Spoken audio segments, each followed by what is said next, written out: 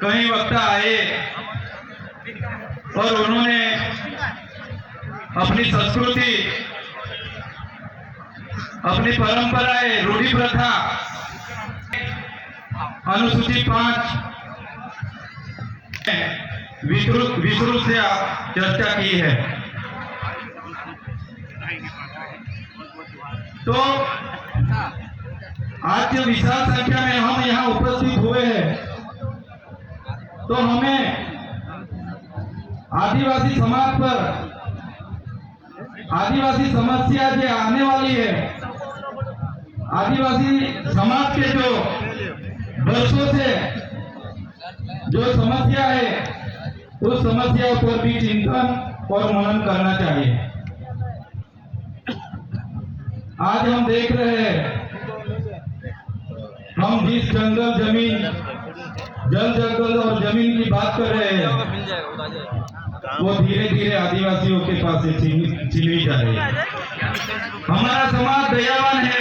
सदियों पहले हमारे पूर्वजों का यहाँ राज था, भील प्रदेश था। उससे पहले भी छोटे छोटे रजवाड़ा हुआ करते थे।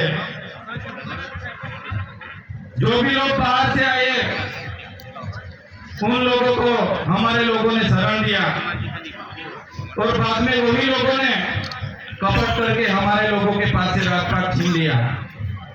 आज भी हमारे लोग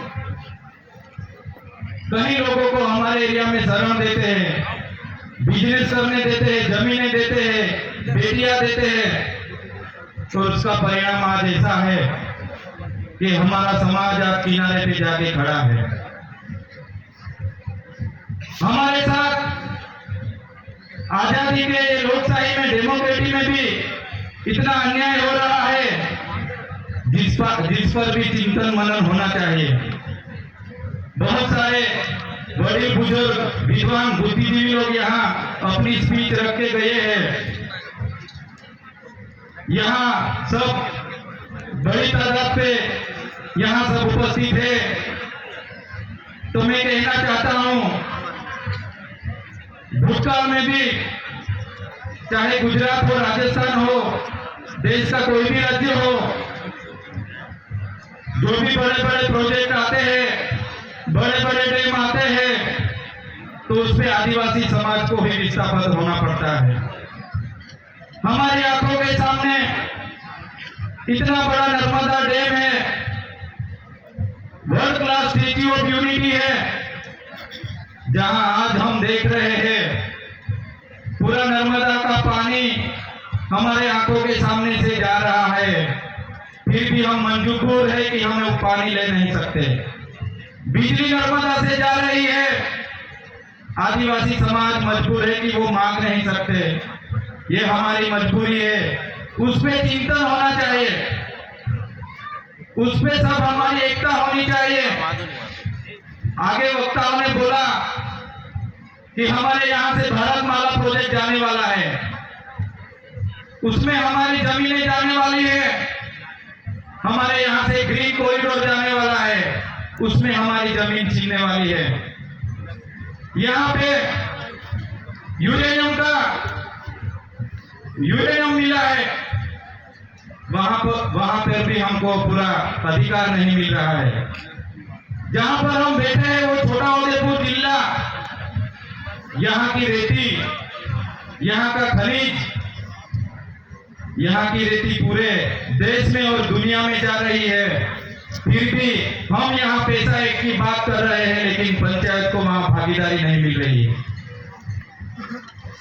ऐसे ही हमारी जल जंगल जमीन और हमारी खनिज संपदा दिन ब दिन लूटी जा रही है, और उस पे हम चुटकी लेके बैठे हैं। कोई बोल नहीं रहा है, कोई राजकीय नेता बोल नहीं रहा है, कोई सामाजिक नेता बोल नहीं रहा है। उसके बारे में भी चिंतन होना चाहिए।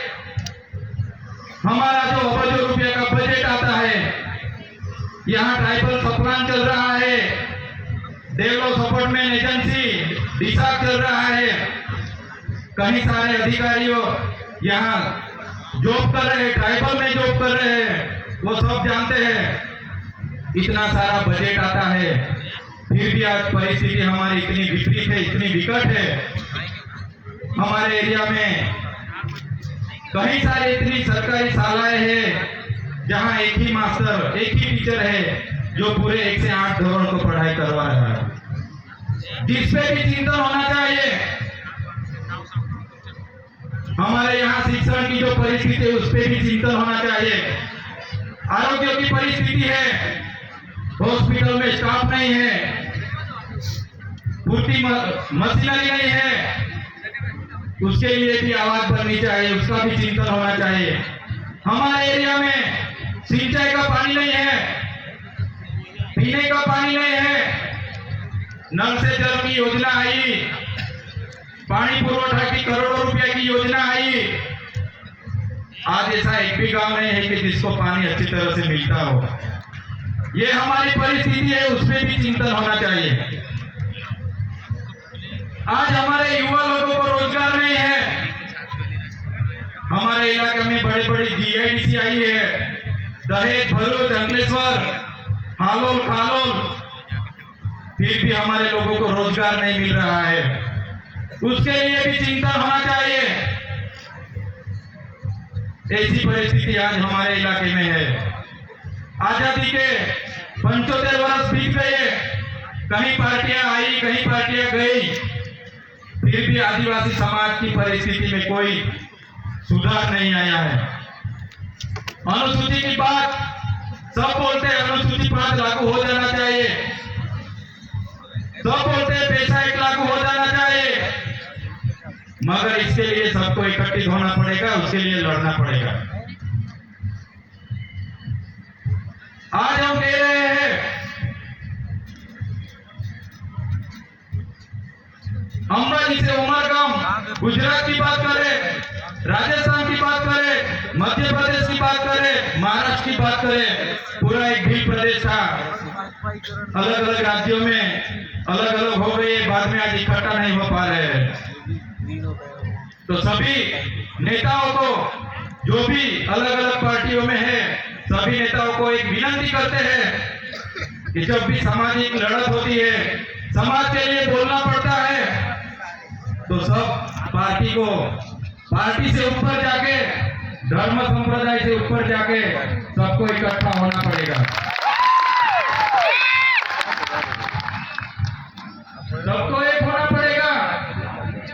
पहले समाज, जब ये समाज है तब हम एमएलए है, तब सब एमपी है। जब समाज नहीं रहेगा तो कोई एमएलए नहीं बनेगा, कोई एमपी नहीं बनेगा। आज बोगस आदिवासी के सर्टी लेके नौकरियों में घुस रहे हैं, कोई बोलने वाला नहीं है। बाहर के लोग आके पूरी बजट लेके जा रहे हैं, कोई बोलने वाला नहीं है। हमारा पानी छीना जा रहा है, हमारी बिजली छीनी जा रही है, हमारी जमीनें छीनी जा रही है। हमारे डूंगर में अभी यूरेनियम मिला है, सरकार और खानगी कंपनी को देने जा रही है, कोई बोलने वाला नहीं है। हमारी रेती पूरे देश में जा रही है, विदेश में जा रही है, कोई बोलने वाला नहीं है। हमारा पूरा पानी जा रहा है, कोई बोलने वाला नहीं है। तो सभी यहाँ उपस्थित बुजुर्ग, वडील, युवा, महिला को अपील करता हूँ, इसके लिए भी चिंतन होना चाहिए। आगे किसी वक्ता ने बोला कि उस दिन से सूर्य देवता का धीरे धीरे दिशा बदलता है। तो मैं सबको अपील करता हूँ, हमारी भी आदिवासी समाज की भी आर्थिक, सामाजिक और राष्ट्रीय दिशा बदलनी चाहिए ना। उसके लिए भी चिंतन होना चाहिए।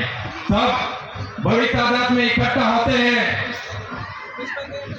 और 1-2 दिन सब देख के अलग हो जाते हैं, लेकिन सबको एक अपील करते हैं कि पूरे के पूरे आदिवासी समस्याओं पर भी चिंतन होना चाहिए और उनके लिए सबको एक होकर लड़ना पड़ेगा। क्योंकि जब भी विकास, डेवलपमेंट और जब भी पर्यटन की बात होती है तो आदिवासियों के नाम पे, आदिवासियों का विनाश करके विकास करना चाहते हैं, वो हमें पसंद नहीं है, वो हम कभी भी चलाने वाले नहीं है। थोड़े दिन पहले हमने धारासभ्य एमएलए की शपथ लिए और अपने आदिवासी इलाकों के जो भी प्राण प्रश्न है हमने उठाए पूरे गुजरात में कि हमारे आदिवासियों की समानता धारा में लाना पड़ेगा। सरकार को बोला आप नहीं लाओगे तो हम हमारे एरिया में पूरे सरकार को घुसने नहीं देंगे। आदिवासी हिंसा में नहीं मानते, सही बात है, हम भी नहीं मानते, पर जब भी हमारा जब छीन जाता है, हमारा जब पूरे का पूरा छीन जाता है तो हमको उसके सामने लड़ना पड़ेगा ना। तो आने वाले समय में भारतमाला प्रोजेक्ट हमारे यहाँ से जाने वाला है, शुरू हो गया है। बुलेट ट्रेन जाने वाली है, ग्रीन कॉरिडोर जाने वाला है, झरवानी से डालका कॉरिडोर जाने वाला है, यहाँ से यूरेनियम सब लेके जाने वाले हैं ये लोग। झील वेदांता प्रोजेक्ट डोसवाड़ा में आया है, पार तापी नर्मदा रिवर लिंक का काम अभी चालू करने वाले हैं। तो उनके सामने भी हमको एकता दिखानी पड़ेगी, उनके सामने भी हमको लड़ना पड़ेगा। और हम पूरा विश्वास के साथ कहते हैं, हम जब इलेक्शन लड़ रहे थे तब भी बोला था और उसी मुद्दे को उसी एजेंडा को लेकर आप भी चल रहे हैं। जब हम जिस पार्टी में हैं, आदिवासियों के मुद्दे उठाने से उस पार्टी हमको रोकेगी तो सबसे पहले उस पार्टी से हम इस्तीफा दे देंगे। आज भी हम हमारे आदमी हैं और आने वाले समय में भी भले ही 5 एमएलए है, पूरी गुजरात के विधानसभा में पूरी विधानसभा को हिला के रख देंगे। जिस भी एरिया में जहां भी आदिवासी समाज पर अत्याचार होगा उस एरिया में सबसे पहले हमारी टीम आएगी, सबसे पहले लाठी और गोली हमारी टीम खाएगी। आपको वचन देता हूं, वादा करता हूं। ज्यादा समय नहीं है, आप सब यहाँ एकत्र हुए, बहुत शानदार प्लानिंग हुआ। ये प्लानिंग आयोजन करता कमेटी का भी खूब खूब धन्यवाद करता हूँ। हमको यहाँ बोलने का मौका दिया, आप सबने सुना, सबका धन्यवाद। जोहार जोहार करता हूँ। जय आदिवासी। बहुत बहुत धन्यवाद।